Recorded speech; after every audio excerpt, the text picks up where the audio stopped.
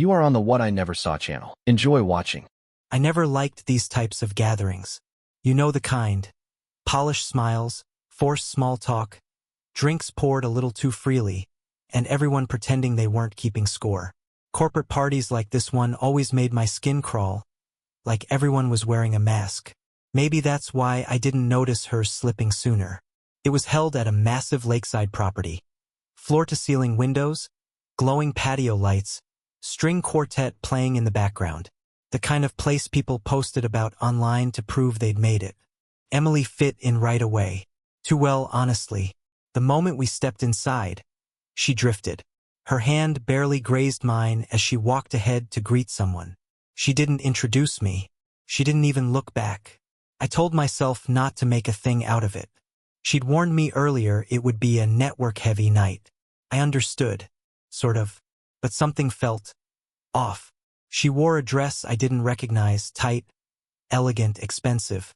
It had these thin straps that fell just slightly off the shoulder in a way I knew she usually avoided. Not because she was modest, far from it, but because she always said she didn't like tugging at things all night. Said it made her feel on display. And yet there she was, sipping champagne in a dress that screamed, "Watch me." The perfume was different too. Stronger, floral.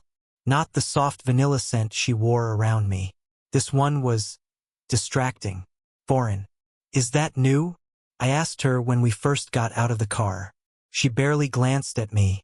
"What?" "The perfume." "Oh, yeah. It's just something someone gave me at work. Sample bottle." That was the end of that conversation. I tried to blend in that night. I sipped whatever they were pouring and listened politely while someone in a blazer talked about zoning approvals and international clients. But my eyes kept finding Emily. She laughed louder than she usually does. Her smile seemed a little too rehearsed. And every so often, she glanced over her shoulder, like she was waiting for someone, or worried someone might be watching. I figured maybe she was just nervous about the pitch.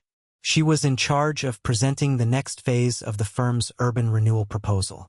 It was a big deal. She'd been talking about it for weeks. Maybe that's all this was, just pressure, adrenaline. But then I saw him. Tall, dark hair slicked back like he'd stepped out of a magazine ad for watches or whiskey. He wasn't mingling like the others.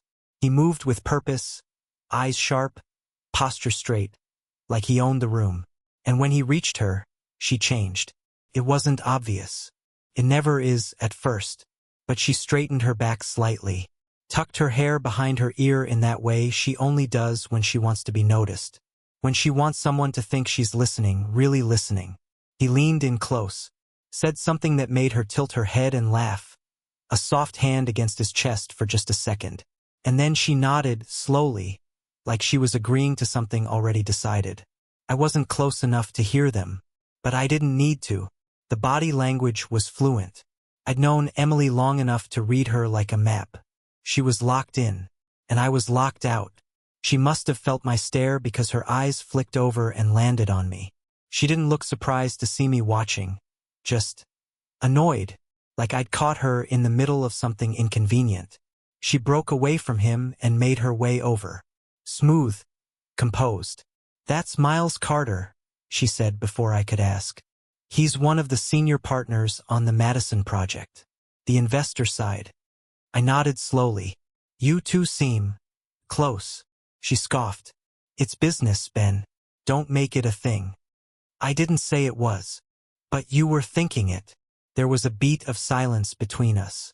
One of those moments where you know there's a fork in the road. Say the wrong thing and the whole night spins out. Say nothing, and you're just one more accessory on her arm. "I'll let you get back to work," I said finally. She gave a faint smile. "Thanks. I'll check in later." But she didn't. I watched her for the rest of the night. Watched as she moved through conversations like she was floating. Watched Miles follow her with his eyes, always just a few feet away. They never touched again, but they didn't need to. The air between them was thick with something unspoken. The kind of thing people pretend not to notice. But I did. I noticed everything. The way her voice dropped when she leaned in to talk to him again by the bar. The way she tucked her phone away quickly when she caught me glancing over. The way she didn't come home with me when I left an hour later. She said she was catching a ride with her team. Last-minute debrief, she called it.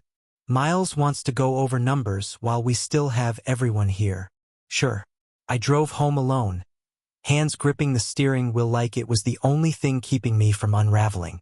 I didn't sleep that night. I lay in bed staring at the ceiling, trying to convince myself I was being paranoid, trying to find a version of the night that didn't feel like betrayal. But no matter how I spun it, I kept landing on the same thought. She's not mine anymore, and maybe she hadn't been for a while. That night after the party, I lay awake with my eyes fixed on the dark outline of the ceiling fan, spinning slowly above me. Emily still wasn't home.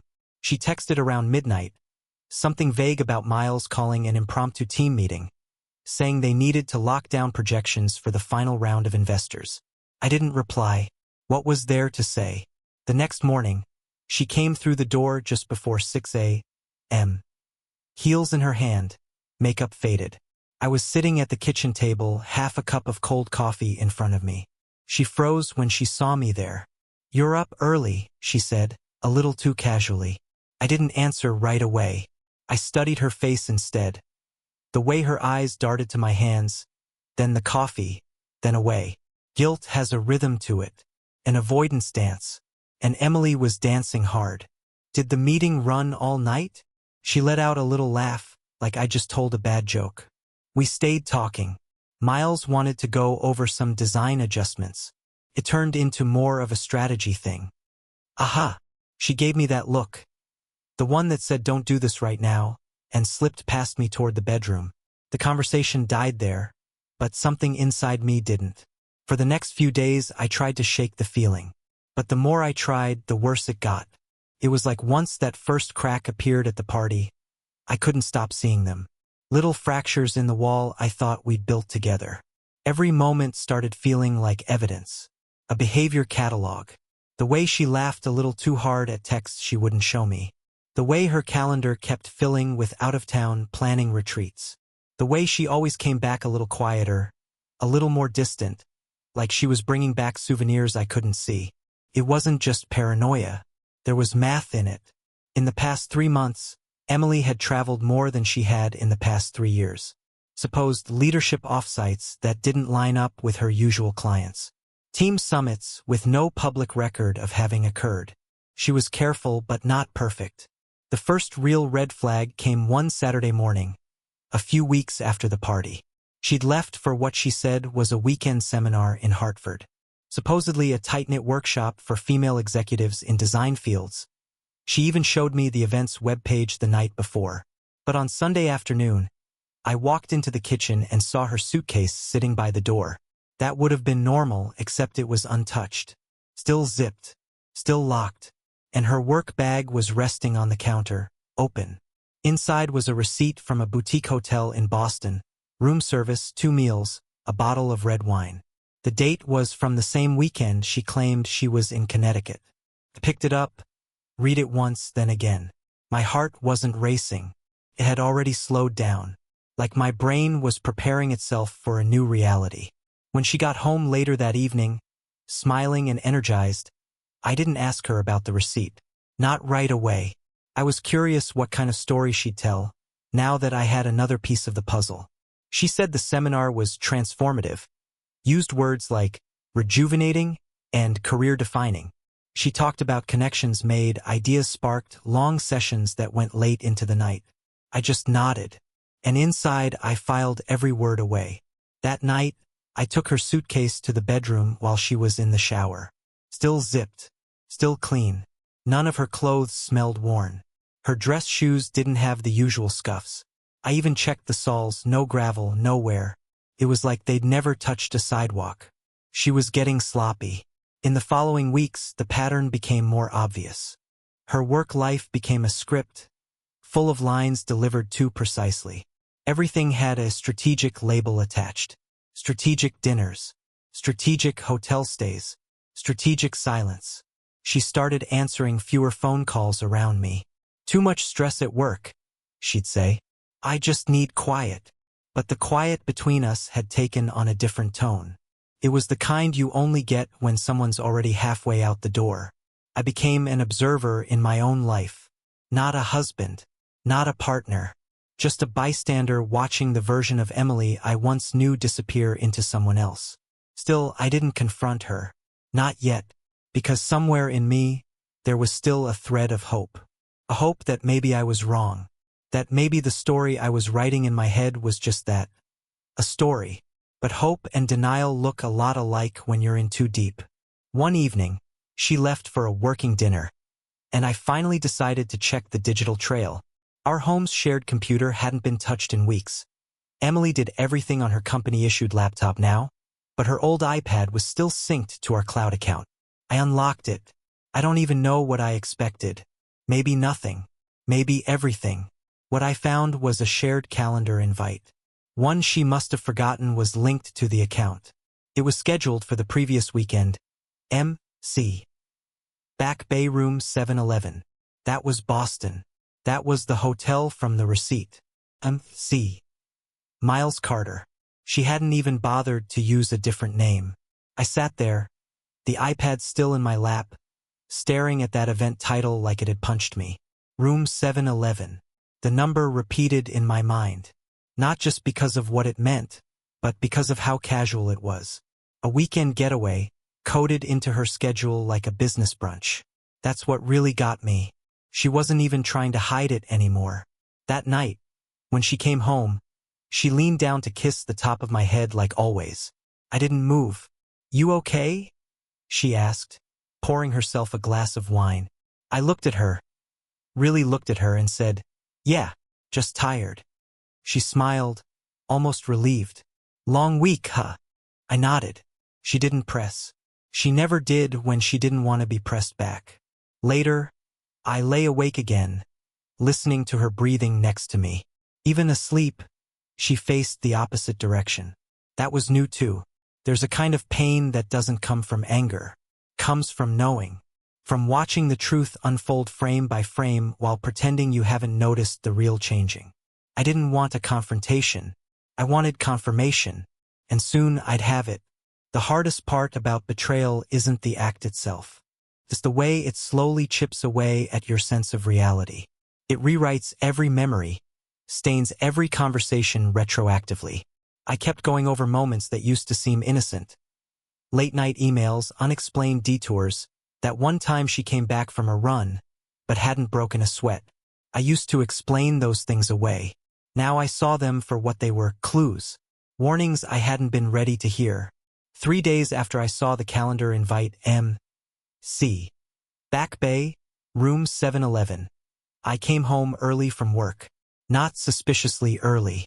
Just early enough to be unexpected. Emily was supposed to be working from home that day. She'd texted that morning about needing uninterrupted time to prepare for a big virtual design pitch. Said she was locking herself in the office all day. I hadn't planned to come home, but I couldn't shake the feeling that something wasn't right. That morning, something in her voice had sounded different, almost breathless, like she was multitasking when she answered. And there was a weird echo on the call, like she wasn't home at all.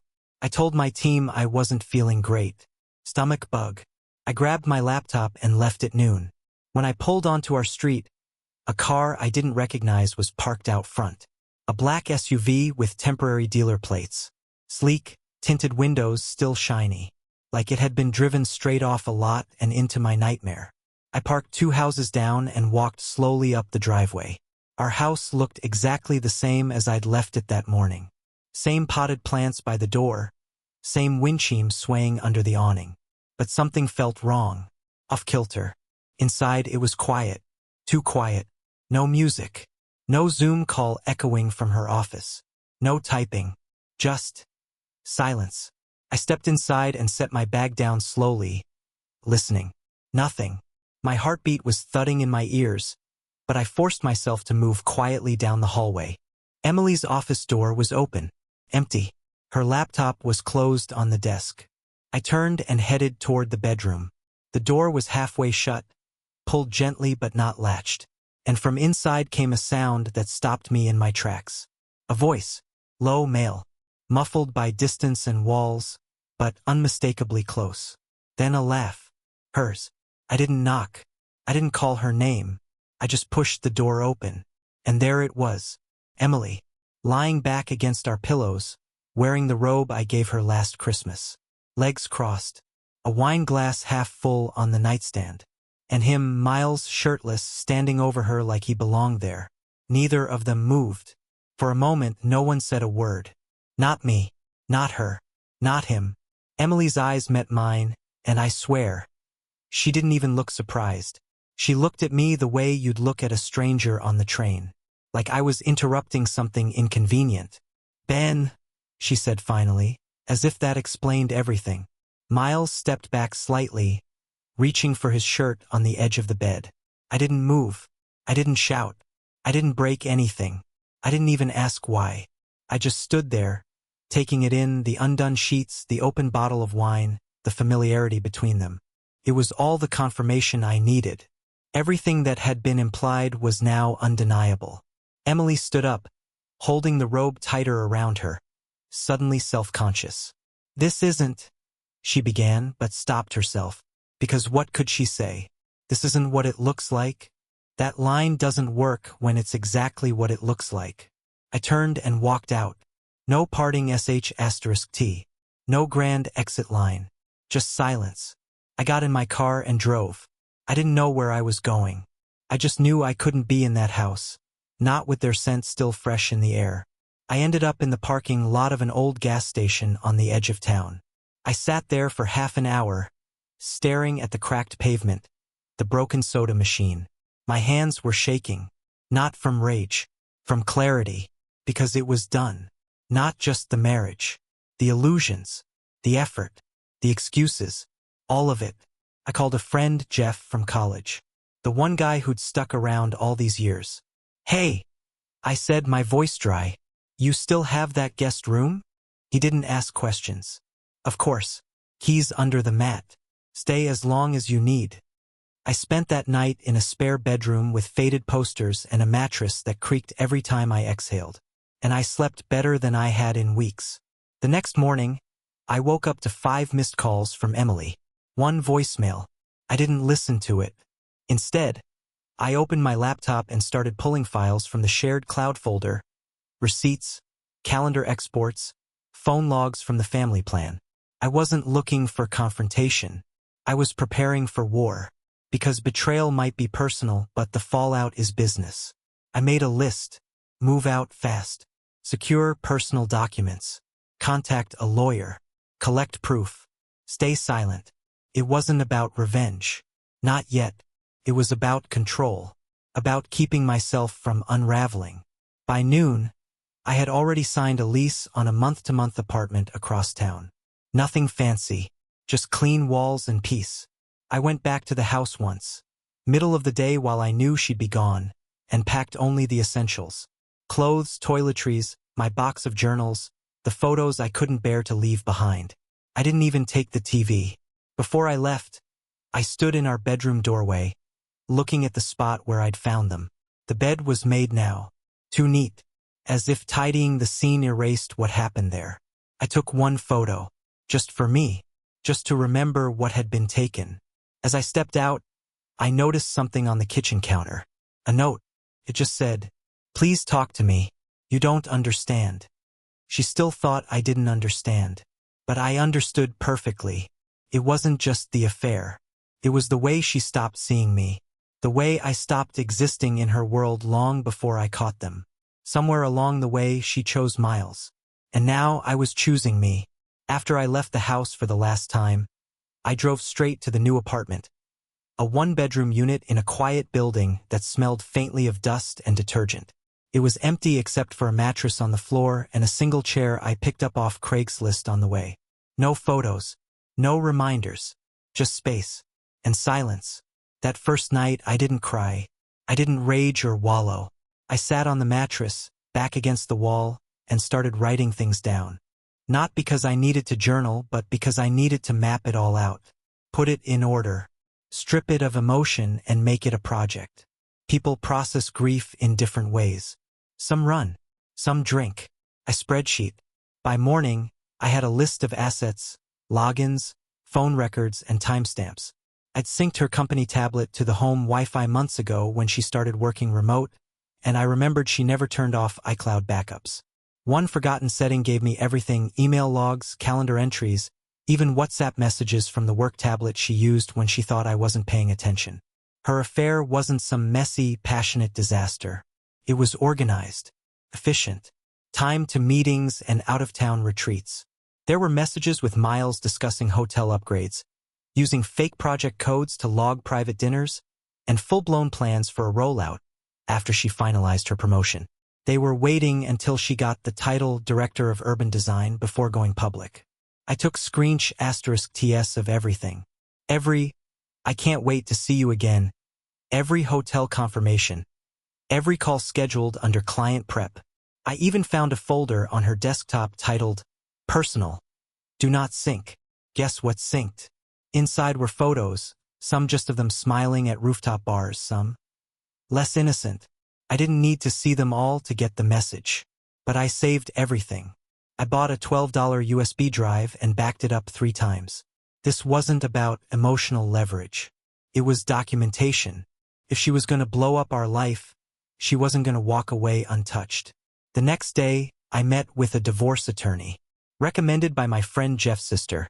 Someone who doesn't lose, he said.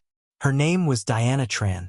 She wore practical heels and carried a legal pad like a scalpel. No theatrics, just precision. After I laid out the story and handed her the USB, she didn't flinch.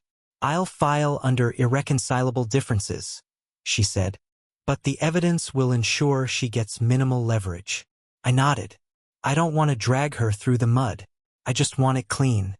Diana smiled faintly. "You've already done the hard part. Now it's just strategy."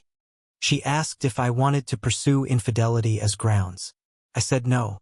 But I also gave her permission to use what she needed to protect my side of the assets. Joint savings, the house, and my pension, which I wasn't about to lose over her ego trip. Next came the matter of Miles Carter. Now that was a different beast. See, I'd done a little digging into him too. Miles wasn't just a partner at an affiliated firm. He was one of the lead architects for a major citywide transit redevelopment Emily had been tapped to consult on. That meant their relationship wasn't just a personal betrayal, it was a professional liability. Conflict of interest, breach of ethics, possible grounds for termination. I opened LinkedIn. His profile was smug. A wall of degrees, awards, and endorsements from the kind of people who name-drop TED Talks in everyday conversation. What caught my eye was his marital status. Married, 2 kids. His wife was a pediatrician, according to her bio. Her Facebook was full of family photos, school plays, ski trips, birthday cakes with "best dad ever" written in frosting. I stared at her profile for a long time. She deserved to know. But not yet. Timing mattered. First, I pulled together a file. I called it Ethical Concerns Confidential. Inside, copies of emails, chat logs, calendar overlap between Emily's projects and Miles's firm's bidding proposals. I even found a Zoom screen capture, Emily on a call, Miles in the participant list, date stamped during one of their personal trips. The file went into an encrypted email addressed to the Internal Ethics and Compliance Department at Emily's company. No return address, no flair, just a subject line: potential conflict of interest regarding current project partnership. The body was short. Attached is documentation suggesting a personal relationship between 2 members of collaborating firms currently engaged on the Madison Corridor project. You may wish to review this material to assess any policy violations or liability concerns. I hit send. Then I waited 24 hours and sent a similar version, slightly redacted, to the board of Miles's architecture firm.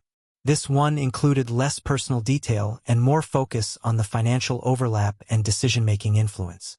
And then came the final piece. An envelope addressed to Miles Carter's wife. No return name, just a plain manila envelope. Inside, a note that said, "You don't know me, but I thought you should know who your husband's been spending his weekends with." Along with a printed email thread. 2 photos, a calendar printout. Nothing vulgar. Just facts. I mailed it from a different zip code.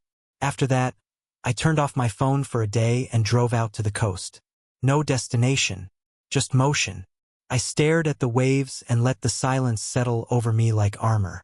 By the time I got back to the city, the dominoes had started to fall. Emily texted me that evening. "Ben, can we talk? Something's happening at work and I need to know if you did something." I didn't respond. She called twice. I let it go to voicemail. Then she emailed. Not to ask, to accuse. "I know this was you. How could you ruin my career like this? You have no idea what you've done." I read it 3 times and felt nothing. I closed my laptop. Because here's the truth she never saw coming. I didn't ruin her career. I didn't destroy her relationship.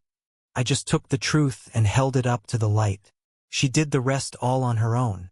I expected it to take weeks, maybe months, for things to unravel. Turns out, when you light a match near a pile of dry lies, it doesn't smolder. It goes up in seconds. The first ripple came 3 days after the envelope to Miles's wife was delivered. I didn't hear it from Emily, not directly. I heard it from Jeff, who still worked in city planning and had heard whispers through the grapevine. "Hey," he said over the phone, cautious. "You might want to sit down." "Already am," I said, staring out the window of my new apartment, where sunlight filtered through blinds like prison bars. "Word is, Miles Carter's firm is pulling out of the transit contract. Emergency board meeting. There's talk of an ethics breach." I didn't say anything. "You wouldn't happen to know anything about that, would you?" A pause. "I know enough," I said, then changed the subject. The second domino fell later that night.